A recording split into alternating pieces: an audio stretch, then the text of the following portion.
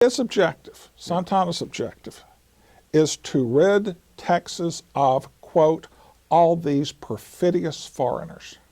Civilians, Yeah, people under arms. yeah, So we're going to reverse the entire Anglo immigration plan that had been going on since Moses Austin first convinced the Yeah. Spanish. yeah. He says, and again, who's his mentor? Arredondo. Well, He says, Arredondo's one that let him in Yeah. the first place. but he wants to rid Texas of all these Anglos that have caused the problems, so that good law-abiding Mexicans can come up here and occupy Texas. Now, dare we call this ethnic cleansing? Well, that's an interesting observation. It may very well have been. So how is he going to pull this off? Well, he he divides, after the Alamo and Goliad, he divides his army into small units that are going to penetrate. These are kind of like hunting parties. Okay. And once he finds out where Houston and the main army is, he will concentrate his forces and crush Houston. Very Napoleonic. Very once Napoleonic, again. as one would expect. All right, so what's the Texian plan to counter this?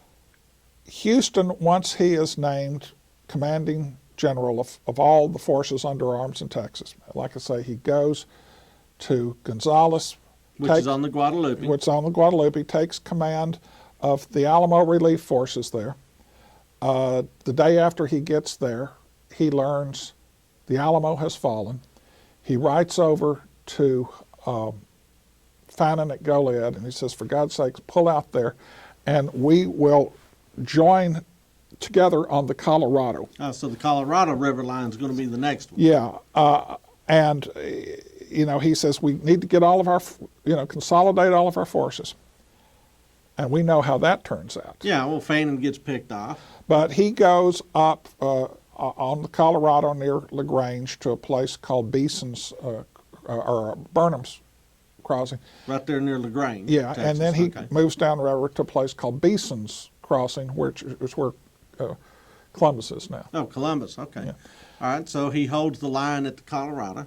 Well, he tries to. General Urrea approaches on the other side. The Texians are eager to cross the river and confront him. Houston says no and retires northward to the Brazos. So another river line.